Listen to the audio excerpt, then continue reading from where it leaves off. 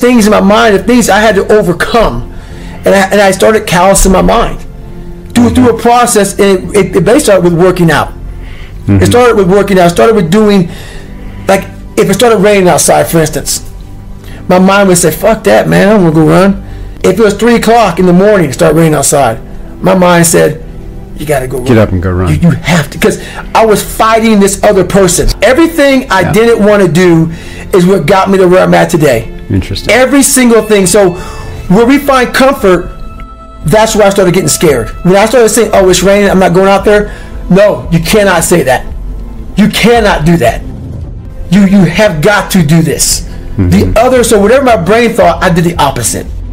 Wherever the comfort was, I went the opposite direction. And over a period of time, boy, it calluses the shit out of your mind. You start to really develop a whole nother being. Most people attack life with an unprepared mind. What I do is I try to account for all things that could happen, might happen, probably will happen, and then the unknowns. So basically, I can't account for everything, but I do know there could be some things that come up in life that you need to be ready for. I know for a fact I'm not going to want to work out tomorrow. Therefore, I'm preparing my mind for that. I don't want to do that. I know tomorrow will come with some difficult decisions to make. Prepare myself, not in a morbid way, but just like, look, man, be ready for life. Don't let life just start attacking you left and right. Make sure that you start to build a mental armor so then you're ready for life. And that comes with a very physical way, and the physical helps out the mental.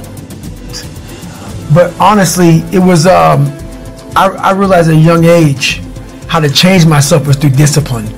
And the military didn't teach me that.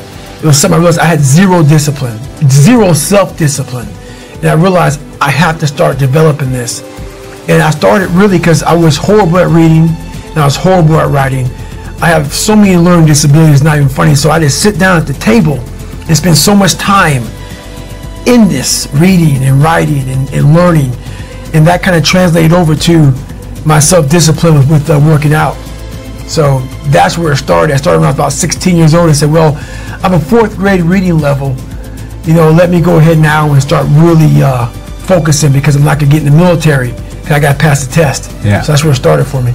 It's more important to own your weaknesses. You have to really triple down on those, man. Because why? You want to become a full human being. We like to run away from weaknesses. Like, for instance, if you're good at running, all you want to do is run. If you're great at reading, you have several books. But we don't do those things that we're not good at. So for me, I realized, shit, man, like, I keep on running away from these things I'm not good at. I have to dive into these things. I have to become one with these things. And that's what happened. And so I own them both. Yeah. And I talk very openly about them both. Well, what drove me a lot, and it's kind of funny, growing up, being the kid I was, I found strength in different movies. So I come home, in one movie I found a lot of strength, and as funny as it may seem, but I visualized this scene. I do it today during the pull-up record. I did 4,030 pull-up. The last time I did it, I actually got it. It took me 3 times. I played one song for 17 hours pretty much. It was from this movie, Rocky 1, round 14. I related to the person in the movie, but just the one scene when Apollo's beating the shit out of Rocky. He falls in the corner, and everybody, and Rocky, and Apollo turns around, arms up, happy as shit. I got this guy. He turns around not knowing that Rocky's trying to get up off the canvas. Mickey's his trainer, saying stay down. Right. Everybody's saying you did good. You did good. You went 14 rounds with the champ. Rocky didn't hear shit. He got up, and what sticks in my mind today, and I'm seeing it right now, when he got up, Apollo starts to turn around to see the aftermath of what the fuck he just destroyed. And he did not expect to see what he saw. And what I see out of the whole movie, I see Apollo Creed's face. And I said to myself as a young kid, I want to be that. I don't need to win. I don't need trophies. I don't need people to fucking like me. I just want what he has. A fictional character, whatever the hell it was, I want that. And I visualized that. And I want to become the guy who can get off the canvas. Life. I'm talking about life right now.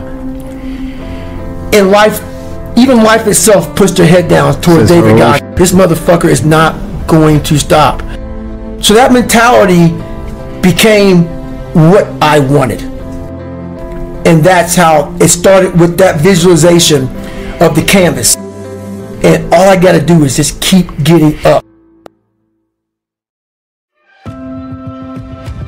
I literally at 297, I just started calling up different recruiters, active duty recruiters, and they got into the conversation about how much I weighed and this and that, and to cut to the chase, they all pretty much laughed me off the phone.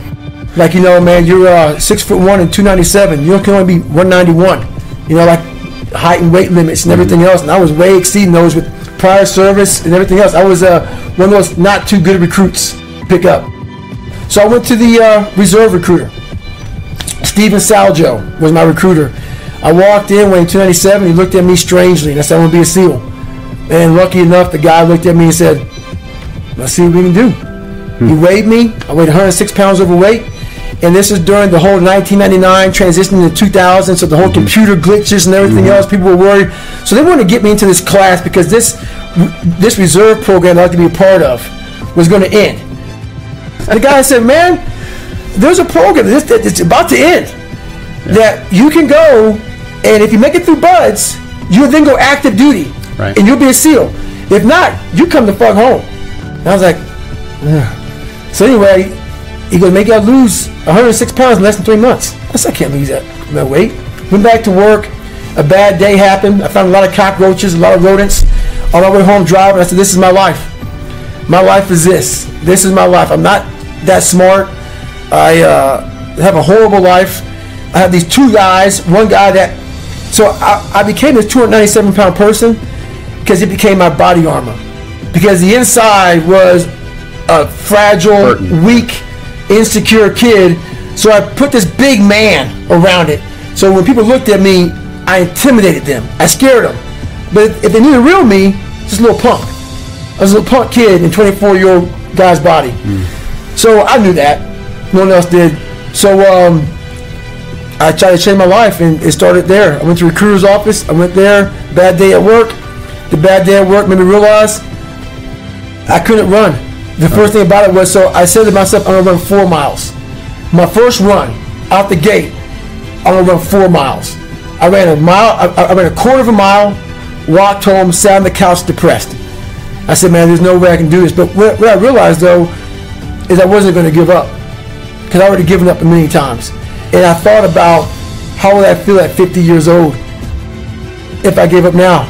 I not to have, you know, so I kept all this stuff in my mind. And basically, I started becoming obsessed. I slowly, it didn't happen that night on the couch. Over a period of time, I started becoming obsessed with studying, with weight, with being somebody, with making people who thought it was going to be nothing kind of like feel like shit. I became obsessed with, you have to make this right. And the only person that's going to do it is yourself. So I became obsessed with just being obsessed. And I was a kid who kind of got the bad genes. You know, I had all these little sickly issues, all these allergic to shit. I was a little sickly kid. And it's funny how when people hear my story now, they want to put a title on me. Like, I'm superhuman. And I love it because basically it makes you feel better by putting a title on me. You can do it too. Yeah, it's a choice. It's a horrible choice. It's a hard choice. It's a lot of suffering involved. So for me to get the start line, through that start line journey, I realized, shit, I'm capable. So what happens through this whole process is the change of the mind. It's the change of the guard. Someone once owned my brain. I never owned it. I never had everybody had it. It was my dad's fault. My mom wasn't home fault. My life was, everybody had a piece of my fucking brain. And through this journey of suffering, and the suffering, I put it in because I started finding myself. And I started, oh no, I'm taking this fucking back from me. This part of my brain is mine now. And I started puzzling back this piece of my brain. And through that, I grew confidence. Where I had this internal conversation with myself a lot. And I knew I had to make a stand.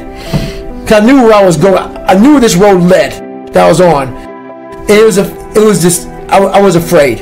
I was afraid to make that stand. So this process was going on a long time in my mind. You know, I was afraid of this, afraid of that, afraid of this, afraid of that. I knew I had to face this shit, man. But through facing a lot of this stuff, that's what started happening to me. Through facing it, I started getting more and more courage, one thing at a time. So when I overcame the water, more courage. When I overcame the fear of myself, the fear of failure, the fear of being judged, the fear of kind of like, so in this process, I went from David Goggins, I started forming a guy named Goggins. I had to really I realized I had to reinvent a whole nother human being within myself, because who I am wasn't going to make it. This guy is not going to cut it. So I had to be a guy who can take any kind of pain.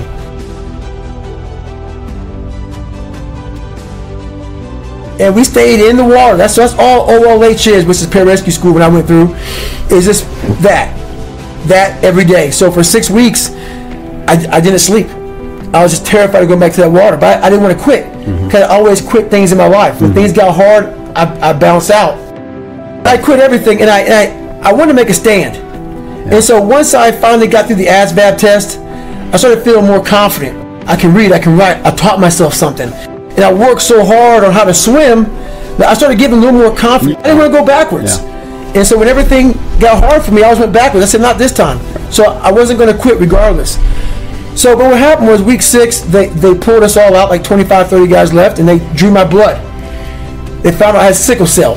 They didn't know. They're like, well, you made it so far. So they put me out of training for a week. And they want to do more studies, more tests, see what's going on. They did all that stuff. I stayed out for a week, and I got real comfortable. So when you go from being uncomfortable to comfortable, your mind's like, I'm not going back in that water again. Absolutely. You saw your boys getting trashed in the water, and you're on the sidelines watching, saying, So a week went by, the doc called me back up, and I'm thinking I'm going to get medically disqualified from the Air Force. I'm like, this is great. I'll never have to quit. They'll kick me out. I'll never have to quit. So the doctor looks at me, doctor says, you know what, we can push you back in training. I said, oh shit. But I thought to myself, a week's gone by, a couple weeks left, and I'm out of here, man. I made it through OLH. I can go, try to be a pararescueman. No, I went back to the CO. Charles Lumber looked at me and said, I'm glad you're back in training, man, but you got to start from day one. And I was like, fuck. So my mind raced real fast, and I went right back to my old self. I had to find a way out of this. I cannot start back from day one, but I don't want to quit. So I used that medical thing as an excuse for me. I said, hey, you know what, Sergeant, I'm scared about the sickle cell thing, and no, I wasn't scared about that. I was scared of the water. And I didn't want to quit. So I found a way out without quitting, and the way out was him saying, well, you know what, I understand. So he gave me a medical. So I can keep my head up a little bit and not quit, but my pride was shot because I knew the truth. I knew that I really quit. So I did a job called TAC-P, great hardcore job. So I'm 175 pounds now, and in 3 years I went from 175 to 297. So I gained 106 pounds. I ate my ass off. I found comfort in eating, because you always have this thing hanging over your fucking head when you're not doing right by yourself. And I basically quit pararescue training. I did quit pararescue training, and it bothered me. So it haunted me. So I gained this weight. I tried to become a power lifter. I tried to find things I was good at. So I ran away from things that challenged me. So I got out of the Air Force weighing 297 pounds and started working for Ecolab, spraying for cockroaches from 11 o'clock at night to 7 o'clock in the morning. And that became my life. And at 297 pounds with limited education, started spraying for cockroaches. One day, I would spray down Steak and Shake as my last spray down. I knew the manager real well, and he would make this special shake for me, man, with a chocolate, a little bit of vanilla, a little bit of straw. You know, when you're depressed, you like to eat and drink shakes and whatever. At a 45-minute commute home in my car, and I stopped by 7-Eleven, get a box of mini chocolate donuts, and I would get home, I would pop the TV on, walk back to the shower, listen to the TV while I was taking a shower, and that was my day. This day, what came on was a Discovery Channel show. I don't know if it was Discovery Channel or History Channel, and I said, it's the hardest train in the world or something. So, I try to be a pararescuer, so I want to see what the fuck you're talking about. So I walked out, sat on the couch, start watching this, man. I saw the waves rushing over them, the snot bubbles, the jackhammer, the sugar cookies, and I felt so small. I felt like I was what everybody said I was, nobody. What I said I was, nobody. And I felt horrible. And I watched it. At the very end of it, I'll never forget the graduation ceremony. This was stuck to me. It stuck with me even to this day. The CEO, whoever gave the graduation speech, said, We live in a society where mediocrity is often rewarded. And he went on to talk about something. These men like this or something that detest mediocrity. And I heard that, and I saw him stand up there with so much pride. And I saw the 18, 16 men that sat in their dress whites who were graduating. And I saw the 150 guys that were ringing the bell, quitting and shit. And I said, I wonder how it feels to be that motherfucker sitting there in that white uniform, knowing that all these other guys came that were just as good as me and much better than me. And I'm sitting here at the very end of it all. Yeah. I never had a feeling of completion, a feeling of success. And I said, I gotta face this water. I gotta face this fear. Whatever the learning experience I got from mile 70 to mile 101, that's when I ended up getting, changed my life forever. I thought I had gone through all these different crucibles in my life, and I thought I was at the pinnacle of mental toughness, as they call it, mental toughness, whatever. You know, mental toughness is a lifestyle. Yeah. It's not a class. So I was here, and I thought, man, I'm way up here mental toughness wise. My mindset's great. Mile 70, I sat down in this chair, and my nutrition was so bad, my plan was so messed up. I sat down, and I literally had to go to the bathroom so bad. I hadn't gone to the bathroom in 12 hours. And that Ritz cracker was basically a Ritz cracker ball, because you know, without the proper water and I mean, I was just jacked up. So I sat there, and my ex-wife used to be, I don't know if she is or not, I don't know what she's doing now, but she was a nurse. And I was in bad shape. But I hadn't really gone to the bathroom that bad yet, not like I did afterwards. But the thing was, I couldn't get up. My mind was all messed up. But one thing I realized that we get so anxious, and in that 1 or 2 or 3 seconds, called the 1 second decision, you seize up, but you flood the compartment, which is your brain, of all this shit. The what ifs, oh my God, you spaz out, and then you quit, and then once you quit, you regret it. Happens all the time in Hell Week. 130 hours, you get in the first hour, they freeze your ass off, and you can't comprehend 130 hours of this shit. You're freezing. You're not going to go home that night. I mean, you're not going to Island Pasta to get the pasta meal that night. Your ass is mine, and you can't handle it. So I started just learning these processes of calming my brain down. I'm in the worst shape of my entire life. I've gone 70 miles. I've never gone past 20 miles. I'm horrible. It's a great rewarding feeling, but it's also a feeling of the worst pain I had in my life. My feet are broken. I'm messed up bad, and I had to take this big pile of shit and slowly start to compartmentalize what was in front of me. And the first thing was, you can't stand up. Your blood pressure's messed up, so you can't go another 30 miles unless you be able to stand up. Fix that. Got around those issues. I was able to stand up, got on the track again, and I was barely making it on the track. And then this is what changed my life to this day. I can't really imagine anything ever topping it. At mile 81, my ex-wife looked at me and she said, you're not going to, we're not going to make this time, because I was going like a 30-some-minute miles, barely getting on the track.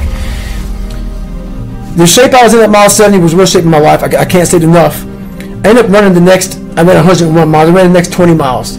Didn't walk another step. And I did it in like 18 hours and 56 minutes. And what I believe happened to me is when my mind, body, spirit, everything, for the first time, and it's never happened again since that time, everything really connected. When my mind knew he's not going to quit this race. Non-negotiable. I gave myself no way out. My mind said, we have to find more.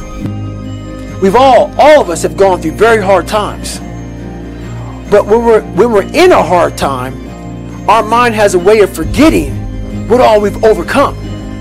I have a way of taking 1 second when I want to quit and saying, okay, you endured this. So I look at my life and how I came up as the ultimate training ground, versus most people look at it as, why? Woe is me. God, why? Why? I had to flip this upside down and say, hang on a second. God was training me to be one of the baddest men on the planet. That's how this was my journey. So when I was in the worst time of my life in Hell Week, I looked at everybody and said, I'm the most trained person here. So I'm looking at the baddest people on the planet. I'm looking at them like this. You guys can't hold a stick. So I started looking at verses like, I don't belong here, versus like, I might be the baddest person to ever come here. Who could have pulled this off? Who could have been given a sewer to live in their mind and say, okay, at birth, I'm going to put you in the worst place on the planet Earth, and let me see if you can go to the top of the mountain with nothing. But just hard work, grit, and figuring it out, and not putting yourself back in the dungeon every time something got hard. So that's what became my daily voice was, you really are the baddest person on the planet. And after a period of time, you start to believe that. And so that's what happened to the first Hell Week, the second Hell Week, the third Hell Week. That became my new norm. Yeah. So what most people fear, I can never go through one. I don't want to go through two. Right. Even SEALs will tell you that. That Navy, so I did 18 months in Navy SEAL training. It's only supposed to be 6 months long. It became my new norm. Right. And that's what people don't do enough of. You're always looking for a new norm. And that's how my mind started saying, getting beat, suffering, broken legs, this is my new norm. And my mind started changing with the reality of who I want to be.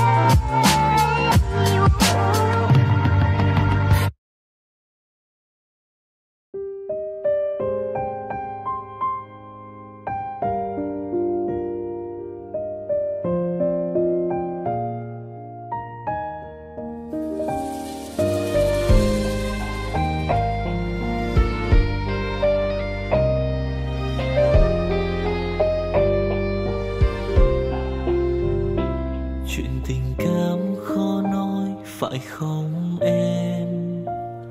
Chuyện tình yêu đâu biết được ngày mai.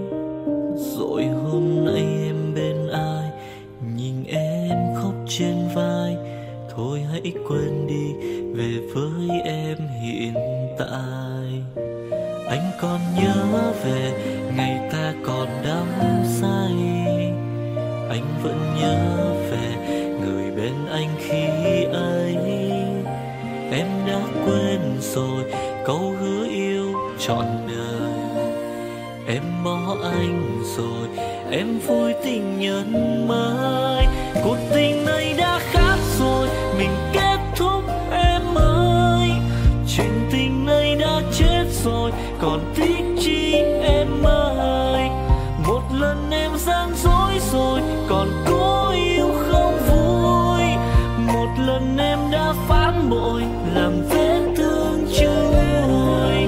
Thì anh vẫn sẽ mỉm cười, người khác làm em vui. Còn anh xin kết thúc và giữ chút đau thương thôi. Ở nơi xa luôn nhớ về một mối duyên tình phai. Đường em đi nay khác rồi, còn mỗi anh đơn côi. Đường em đi nay đã khác rồi, còn riêng anh mãi đứng đơn côi.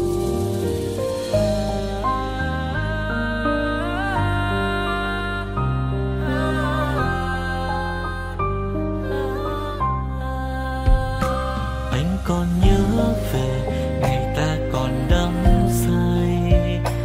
Anh vẫn nhớ về người bên anh khi ấy. Em đã quên rồi câu hứa yêu trọn đời.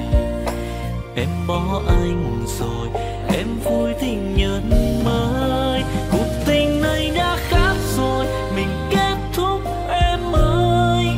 Chuyện tình này đã chết rồi, còn tiếc chi em ơi. Một lần em gian dối rồi, còn cố yêu không vui. Một lần em đã phản bội, làm vết thương chưa nguôi. Thì anh vẫn sẽ mỉm cười, người khác làm em vui. Còn anh xin kết thúc và giữ chút đau thương thôi. Ở nơi xa luôn nhớ về một mối duyên tình phai. Đường em đi nay khác rồi, còn mỗi anh đơn côi. Cuộc tình này đã khác rồi, mình kết thúc em ơi. Chuyện tình này đã chết rồi, còn tiếc chi em ơi. Một lần em gian dối rồi, còn cố yêu đâu vui. Một lần em đã phản bội, làm vết thương chưa nguôi. Thì anh vẫn sẽ mỉm cười, người khác làm em vui. Còn anh xin kết thúc và giữ chút đau thương thôi. Ở nơi xa luôn nhớ về một mối duyên tình phai. Đường em đi nay khác rồi, còn mỗi anh đơn côi. Ở nơi xa luôn nhớ về một mối duyên tình phai. Đường em đi nay khác rồi, còn